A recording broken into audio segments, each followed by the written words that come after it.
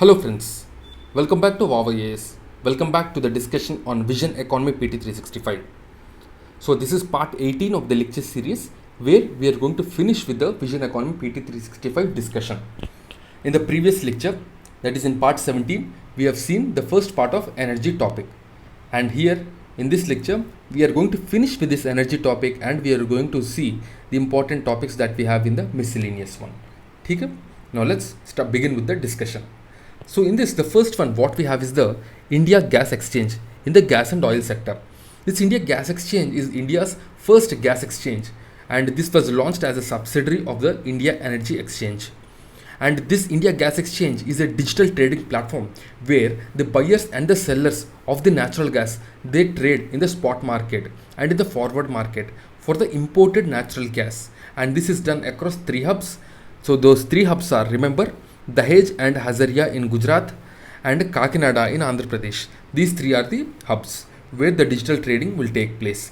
So this trading, which will be taking place, this trading which will be taking place, and this will be done only for the imported natural gas, imported liquefied natural gas, but not for the ones which is produced domestically. The domestically produced liquefied natural gas rate is fixed by the government under a scheme called the Administered Price Mechanism. Under this mechanism, the domestically produced natural gas price is fixed. But the imported one, the imported natural gas, okay, this will be done, the trading will be done for this imported one, and this is done across three hubs, Dahej, Hazariyah and Kakinada. Now we will see the next topic, the next one, that is natural gas marketing. So recently, the Cabinet Committee on Economic Affairs approved the natural gas marketing reforms. So here, the important thing for us is to know about the natural gas and the natural gas scenario in India. So there might be a question from this kind of data. If you see natural gas, it is mixture of methane, nitrogen and carbon dioxide. So natural gas is nothing but methane, nitrogen, carbon dioxide. And the natural gas reserves are generally found deep inside the earth, and it is not used in a pure form. It is not used in the pure form. It is processed and converted into a cleaner fuel, and this natural gas is generally used in the transportation fuel. It is used for electricity generation. It is used as a cooking fuel, and also it is used in the manufacturing of fertilizers. So these are the various ways where we are using the natural gas. And if you see the natural gas scenario in India, India has about 6.2% of the total energy. The natural gas comprises of 6.2% of total energy. Globally, it is generally on an average 24%. So India wants to increase the share of natural gas to 15% by 2030, because the share of natural gas is very less, because as you know, the natural gas is considered as a cleaner fuel. So the domestically produced natural gas contribute 48% of India's total consumption. So as I told already, only the imported natural gas is traded on the energy exchange platform. So this domestically produced natural gas is supplied from the gas and oil fields at western and the southeast areas, the Hazariyah Basin, the Mumbai offshore basin, the KG Basin, Assam, Tripura, etc. And the government is planning to cut down its transportation cost by setting fixed tariff for long distance to boost the gas consumption, right? So new tariff policy is also being announced as a part of this natural gas marketing reform. So this is what is the important thing. So here another small information is given, the Petroleum and Natural Gas Regulatory Board, so which is established under the Act of 2006. So here a board is established, the regulatory board, and this will regulate refining, storage, distribution, processing, transportation, marketing and sale. So all these things will be they will be regulated by this board. So here the domestically produced natural gas, if you see, it has a, as I told already, administered price mechanism. So administered price mechanism means the government will set the price for this domestically produced one. But the imported natural gas, if you see, its rate actually is dependent on the import cost as well as the market factors, because when the trading happens, the price will fluctuate. The price will depend on the demand which is there in the market, and the weighted average for setting up of price for the domestically produced natural gas, okay, it is done by taking prices from US, UK, Canada and Russia, right? And the pricing regime covers 80% of the domestically produced natural gas. So remember this, for the administered price mechanism, the weighted average of the prices are taken from the countries of US, UK, Canada, Russia, these 4 countries. This is the important thing we need to know. Now let's move on to the next topic. So the next topic what we have is the city gas distribution network. So we need to know what is the city gas distribution network. It is nothing but connecting the houses directly with a pipeline, in simple words. So here you can see it is nothing but the uninterrupted network of pipeline to supply natural gas to domestic, industry and commercial premises and the CNG stations in a geographical area. That means in one area, who all the people, like for example industry or a CNG station or a domestic, that means a house or any industry, whoever is using this liquefied natural gas or any gas, they will be directly connected using a pipeline. So using this pipeline directly, the gas will be supplied to these places, to these households, so that the transportation cost can be reduced, and also this is environment friendly, safer, and the fuel will become much cheaper. Okay, and the benefits, if you see the benefits of this CGD, that is the city gas distribution network, uninterrupted supply of cooking fuel to the household. So normally what will happen, every few months, every 1-2 months, the cylinder will get emptied, so then we have to order for a new gas cylinder. Now all these hurdles can be removed. And the next one is the industrial pollution can be combated, because the industries will start using gas in their production process, because normally because of the issues of transportation only, the gas will not be used well by the industries. This can be reduced, and also cost can be saved as the transportation cost reduces, and also this is a step towards moving towards a gas based economy, because as we have already seen, the gas actually comprises of 6.4% of total energy what India is using, and the government aim to increase this to 15% by 2030. Okay? So this is the important thing we need to remember. So next one is India's 8th hydrocarbon producing basin.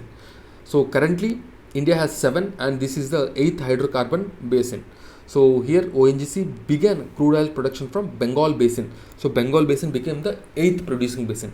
So the other 7 basins, if you see, the KG basin, the Krishna Godavari basin in Andhra Pradesh. Next one, Mumbai offshore basin near Mumbai. Next one, Assam shelf near to the Assam shelf. Next one is the Rajasthan basin, the Kaveri basin, and Assam Arakan fold belt and the Cambay. So Cambay is over here, and also the Assam Arakan belt is over here. So Assam is here, and the Assam Arakan basin is towards the end of the northeast. So these are the major gas producing places, right? So if you see, there are 26 sedimentary basins in India. So how many? 26 sedimentary. So out of this 26, 16 are on land, 7 are both on land and offshore, and 3 are completely offshore out of the 26. And the Krishna Godavari basin, this is the Asia's deepest project, and this is taken up by Reliance Industries and the British Petroleum together. Okay, the KG basin is the Asia's deepest one, and it is at a depth of approximately 2000 meters. And if you see this Krishna Godavari, the KG basin, it is a deltaic plain formed by, this delta is formed by the Krishna and Godavari rivers. As you know, both these rivers, Krishna and Godavari, flow into the Bay of Bengal Sea from Andhra Pradesh. Okay, they start somewhere in Karnataka, Maharashtra region, and all through the states of Telangana, Karnataka and Andhra Pradesh, they flow into the Arabian Sea. Sorry, Bay of Bengal Sea, not Arabian, Bay of Bengal Sea. Okay? So next one is the PCRA. This PCRA is a registered society under the Ministry of Petroleum, and this PCRA, it is engaged in promoting energy efficiency. That is the main objective, and energy, that is also across various sectors, and along with that, it helps in the prevention of, or you can say protection of, environment by preventing pollution. And also this PCRA, it will suggest various policies to the government with regarding to the energy conservation. So the next one what we have is the key concepts and entities in the news. So if you see this key concept and entities, the first one what you have is the Northeastern Regional Power System Improvement Project. So this Northeastern Regional Power System Improvement Project, as the name suggests, it is nothing but improvement of the infrastructure, the power infrastructure, especially in the Northeast. So recently Cabinet has revised the estimates of the cost, and this will be implemented by Power Grid, which is a PSU under the Ministry of Power. Okay, so as I told already, the aim is to create a reliable power grid and improve the connectivity the electrical connectivity among the states of Northeast. This is the main aim. Next one is Unnati, unlocking national energy efficiency potential, where the national strategy document for accelerating energy efficiency is released by the government of India, and it describes plain framework and implementation strategy. Okay, so यहाँ पे क्या होता है कि in this Unnati, a strategy document is released, and this deals with the framework and implementation strategy for this, to improve the efficiency. You can say that is the main thing. ठीक है, and also it does all of these things by clearly delineating energy efficiency targets for respective demand sectors up to the state levels. Sorry. Okay. Next one, what you have is the Satat initiative is nothing but the sustainable alternative towards affordable transportation, Satat. So this is aimed at setting the compressed biogas production plants. So Satat is for biogas plants, remember that. And it envisages for setting up of 5,000 compressed biogas plants by 23-24, and it is launched by Ministry of Petroleum and Natural Gas. So remember, Satat by Ministry of Petroleum and Natural Gas. This is to, or you can say this is to encourage the compressed biogas plants. Next one is the Sati portal. The Sati portal, if you see, the full form of Sati is statewide actions on annual targets and headways on energy efficiency. So this is a portal to monitor the state energy efficiency. Monitor the state energy efficiency. It is a MIS portal, that is Management Information System portal, and this is developed by the Bureau of Energy Efficiency to facilitate real-time monitoring of energy conservation. So Sati portal is for energy conservation of the states, and this is monitored by this is created by Bureau of Energy Efficiency for the real-time monitoring. Now let's move on to the next topic, that is the 10th topic, which is miscellaneous. So here the first news what we have is the International Comparison Program by the World Bank.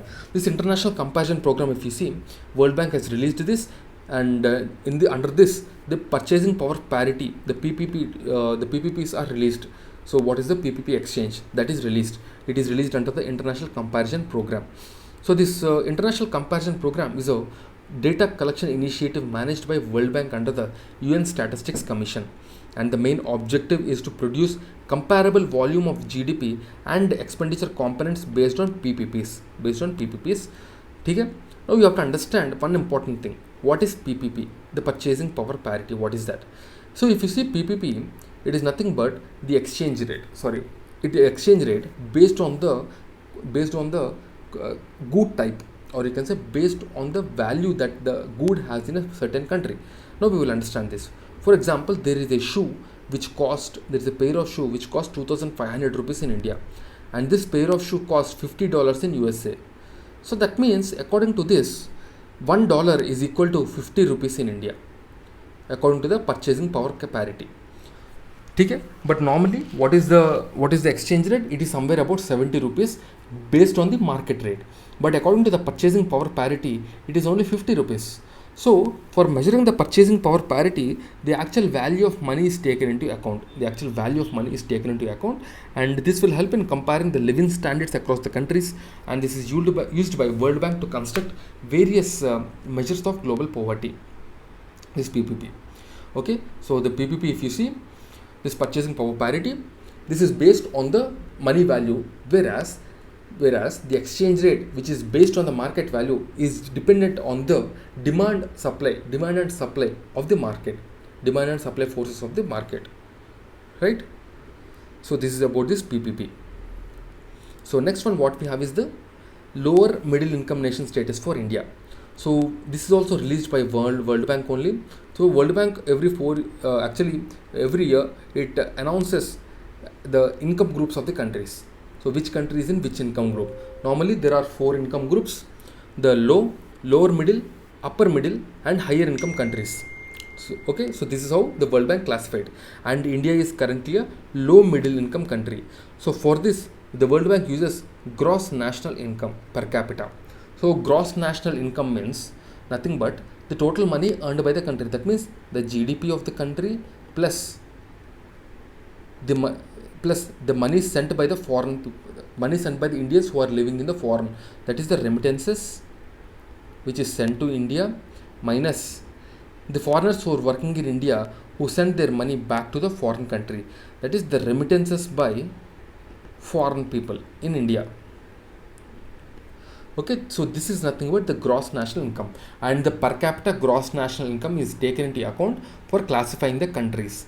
This gross national income measures countries' income that includes the income earned by residents, business, earning from foreign sources, and not income earned by foreigners in the country, which I have told you already. Then there are various benefits of using this GNI, and because it closely correlates with other non-monetary measures of quality of life, like life expectancy, mortality rate of the children, enrollment of the school, etc. And there are certain drawbacks as well, because it underestimated GNI, because the important thing is that the GNI is underestimated in lower income countries with more formal subsistence activities, and GNI don't reflect inequalities and income distribution because it only considers the average value. So if you see here, it is given, yeah, there is a small mistake, this table came over here. So low income means less than $1,036. Low middle income means $1,036 to $4,045. Upper middle means $4,046 to $12,535. Higher income means more than $12,535. This should be the income. Okay, so this is how classification is generally done. Okay, now let's move on to the next topic. So next topic what we have is the Nobel Prize in Economics. This Nobel Prize in Economics is given to Paul Milgrom and Robert Wilson for their work on the auction theory. So auction theory basically is nothing but that theory which, or you can say auction is nothing but the transparent allocation of resources based on the value that is suggested by the bidders. So the Paul Milgrom and Robert Wilson, they actually have won the Nobel Prize in Economics for the theory of improvements that they have done for these auctions, for the improvements that they have done to the auctions. And here they have contributed a lot. If you see Wilson, he contributed to the winner's curse theory. So winner's curse theory basically means, for example, there is a person A who went to the auction. Okay, so he thought there is a good whose value, there is a shoe, for example, whose value is 100 rupees. Whose value is 100 rupees. So if there is less demand in the auction, there is a chance that he will buy that product for 50 rupees only. But if there is a lot of demand for this shoe, the price can go up to 150 rupees. So even if this person A, if he buys that good at 150 rupees, then still he's going to feel bad, because he's going to curse himself, because it is a product which value only 100 rupees, but he bought it for 150 rupees. So this is known as winner's curse. And multi-stage bidding means, so generally it is given by Milgrom. He opined that the private values, that means the value, this 100 rupees for this shoe is determined by this person A. Person B can determine the value of this shoe as, let's say, 120 rupees. For person C, the value of this shoe might be 150 rupees. So like that, the value of the product varies from person to person. Okay, and auction, what it will help is, it will help in realizing the best value, because when these three people, the person who thought the value is 100 rupees, the person who thought value is 120 rupees, and the person who thought whose value is 150 rupees, when all of these three go for bidding, then the person who thought this value will be 150 rupees, he will be getting that product, because it is his, because he is giving maximum money. So this is helping indirectly this auction house to get maximum benefit, okay, to realize the maximum potential value. This is known as the multi-stage bidding process. And here, what is auction? The information is given, you can just go through it. So as I told already, auction is nothing but, most of you know, it is a price discovery mechanism of various goods and services where the buyers and the sellers come to a place and the auction will be taking place. So in this auction, the private entities to maximize the revenue, but government prioritizes factors other than maximizing revenues. That is the important thing. Normally when the resource is auctioned, the private player, what he will be focusing on mostly profits only. But the focus of the government is generally not profits. So that's why if you see earlier, we are not using these auctions for allocating of resources and all. For example, take the case of coal. Earlier we have given coal based on the needs only, there is no auction. But now we have changed that policy. We are giving coal to the private companies based on auction. So like that, Indian values and Indian thought process is completely different, right? And if you see the key variables that determine the outcome of the auction, they are rules of the auction, value attached to the good put to vote, and uncertainty involved in bidding. So these are the key variables. Okay, now you have understood what is option, I think. Okay, if you have any doubt, you can just ask us in the comment box. We will be always happy to help you. Right? So guys, these are our initiatives. We have launched a Vision PT 365 summary to ease your preparation, to ensure you revise the PT 365 material multiple times. The Vision PT 365 economy material is of 100 pages, but we have condensed this into approximately 51 pages. This will definitely help in your preparation. This will help you to revise the same thing multiple times, which is very much important from the examination point of view. And we have also launched Vision Prelims Test Series Summary, Vision Mains Test Series Summary, and Vision Monthly Magazine Summary as well. So if you are interested in any of these things, the link, the details are there in the Telegram channel.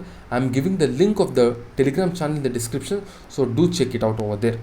Okay, so that's it guys for this lecture. I'll see you again with the next topic of society. Till then, keep studying and stay tuned. Jai Hind.